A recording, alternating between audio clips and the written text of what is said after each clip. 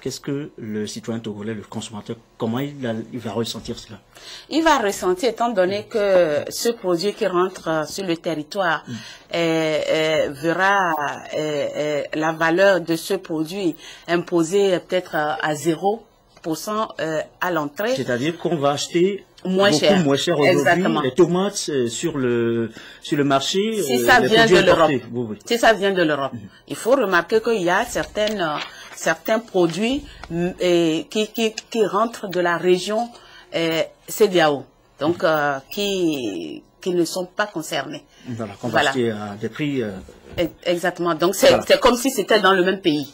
Donc c'est ces produits-là qui sont protégés. Et donc voilà. Je ne sais pas si j'ai répondu. Oui, madame. Moi, si vous avez quelques précisions. Oui. En fait, la précision aussi, à ce niveau, ce que l'Afrique de l'Ouest a pu obtenir de l'Union européenne, c'est que les pertes de recettes à l'issue de ces réductions des droits de douane, l'Union européenne s'engage à rembourser les pertes de recettes dues, aux États de l'Afrique de l'Ouest dû à cette réduction des droits de douane. Merci beaucoup, Madame Bernadette Leguezim Balouchi, pour toutes ces précisions. Merci d'être passée dans ce journal de 20h ce soir.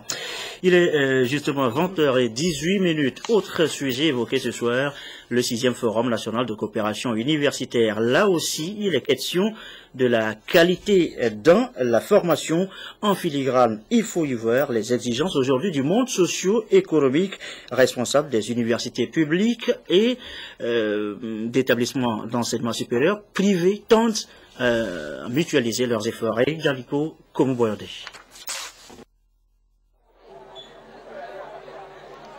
Les enseignements supérieurs doivent viser un intérêt commun, celui d'aboutir à des formations de qualité en réponse aux exigences de plus en plus rigoureuses du monde de l'emploi. Les responsables des universités publiques du Togo, ainsi que ceux des établissements d'enseignement supérieur privés en sont conscients.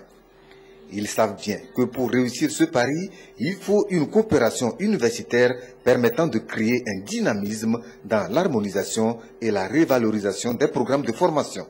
C'est dire qu'il faut mutualiser les ressources. Une initiative qui est à sa 6e édition. Chacun évoluait dans son coin sans trop regarder ce que l'autre faisait.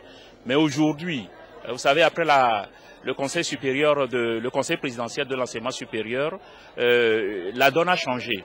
Il faut véritablement que les universités publiques servent de leaders pour permettre à l'enseignement supérieur privé de remplir les critères nécessaires pour pouvoir participer au développement du Togo.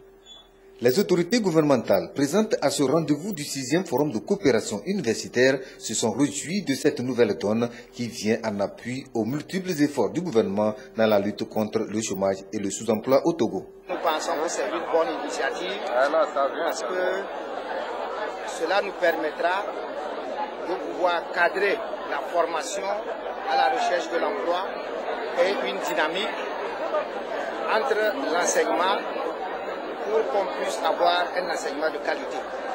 Parce que s'il n'y a pas cette coopération-là, nous pensons que quelque part, peut-être les établissements d'enseignement supérieur n'ont pas tous les atouts et toutes les compétences. À l'occasion, plusieurs établissements d'enseignement supérieur privés et les universités publiques ont dressé des stands pour se rendre plus visibles au public. Et l'enseignement encore, le secondaire précisément. Retenez d'abord ce chiffre, ce pourcentage, il est frappant. 7% seulement de femmes sont dans l'enseignement. Elles exercent comme prof, c'est peu. Une étude s'est intéressée à la question et passée au peine fin depuis ce matin. Elle devrait révéler les facteurs qui empêchent les femmes de s'adonner à la profession d'enseignant. Antoinette Romo-Vovor, Rachel Aokou.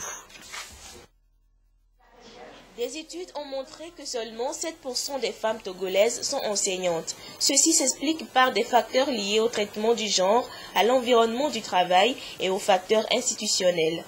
Des recherches ont été menées en vue de surmonter les obstacles auxquels elles sont souvent confrontées dans l'exercice de cette fonction et d'accroître leur nombre dans ce corps de métier. Lorsqu'elles sont présentes dans des établissements, elles font la tâche de mère, d'épouse. Et en plus de leurs tâches professionnelles. Cela fait qu'elles ont besoin de plus de temps pour s'occuper de leur vie, en termes de maternité, surtout lorsqu'elles ont des enfants à bas âge.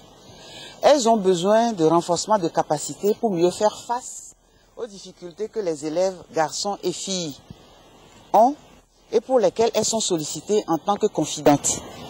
Elles ont ensuite besoin, lorsqu'elles sont dans les milieux les plus reculés, de continuer à être des modèles. Pour pallier ces difficultés, l'étude menée par l'Université de Maryland conjointement avec des chercheurs togolais relève les causes de la sous-représentation des femmes enseignantes au cours secondaire au Togo. Cette table ronde vise à analyser les résultats des recherches effectuées. Nous allons vérifier si nos recommandations sont justifiées et demander aux parties prenantes ce qu'ils feraient s'ils avaient la possibilité de travailler sur le terrain. C'est pour ça que nous parlons de stratégie conjuguée. Au niveau de la santé et de la reproduction, on essaie de voir comment rapprocher les services de la santé et de la reproduction des écoles. Ce projet initié par le Forum des éducatrices africaines FAWE a pour objectif d'amener les décideurs à renforcer la politique nationale d'éducation en faveur de la scolarisation des filles et de leur maintenir à l'école jusqu'à la fin de leur études afin qu'elles prennent une part plus active dans le développement du pays. Sur ce, je déclare cette... Les sports et comme chaque jeudi depuis 3 semaines maintenant, c'est Claude Ama qui assure le service. Mon cher Claude, bonsoir. Bonsoir Gerson. On commence ce soir par du basketball. La Ligue Lomé et Golf qui a présenté son programme d'activité. Gerson, ce matin au siège du bureau exécutif de la Fédération togolaise de basketball, la Ligue Lomé Golf a présenté son programme d'activité de la saison 2013-2014. C'était en présence de Coco Lamine Konaté. Des arbitres et officiels de table, assurer une meilleure promotion du basket féminin, renforcer les compétitions des jeunes et surtout utiliser les terrains des différentes équipes engagées. Tels sont les grands chantiers auxquels va faire face la Ligue de basket Lomé Golf pour cette saison 2013-2014. Les raisons réelles qui nous ont motivés à faire cette décentralisation, c'est que dans un premier temps, nous voulons libérer la journée de dimanche aux jeunes pour pouvoir étudier, pour pouvoir réviser leurs cours. Le deuxième point, c'est justement parce que nous voulons créer de l'ambiance dans les quartiers. Parce que je sais que les joueurs pourront être facilement soutenus par leurs jeunes. La ville étant maintenant vers Agoué et consorts, les équipes n'ont plus tellement des gens qui les accompagnent vers le centre-ville. Le troisième point, c'est soulager un tout petit peu les dirigeants de club. En recevant et en sortant une fois, ils auront à dépenser en termes de transport qu'une fois sur 2. La saison sera donc ouverte ce week-end avec un tournoi Open des juniors. Les seniors, quant à eux, vont effectuer leur rentrée le 29 mars prochain pour l'association de l'étoile filante dames et de la modèle du côté des hommes. Ces deux compétitions seront suivies d'autres tout au long de la saison 2013-2014, sans oublier les séries de formation au profit des arbitres et autres officiels. Après le basketball, l'interaction de Claude, maintenant à l'haltérophilie avec la 4e édition de Super Adjatotoa. Oui, Gerson, la 4e édition du concours d'haltérophilie Super Adjatotoa aura lieu le 24 août à la plage de Lomé. Martin Sandali Mankoubi a assisté à la conférence de presse qui a eu lieu hier. C'est devant un parterre de journalistes de la presse publique et privée que l'association Ngoko a lancé la 4e édition du concours d'haltérophilie et de culturisme dénommé Super Adjatotoa qui aura lieu le 24 août prochain à Lomé.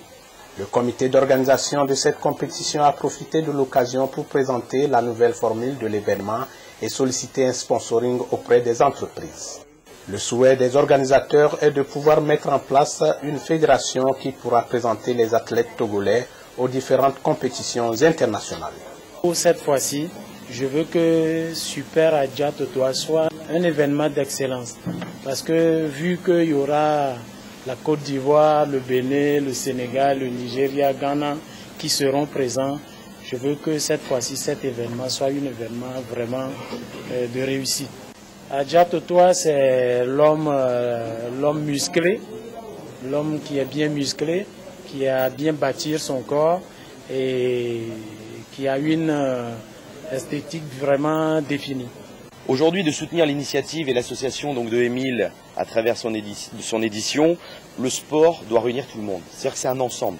À mon avis, c'est l'ensemble des fédérations qui peuvent dynamiser et travailler en synergie pour promouvoir ces activités et permettre aujourd'hui ou demain d'avoir des athlètes togolais qui puissent participer à des championnats internationaux.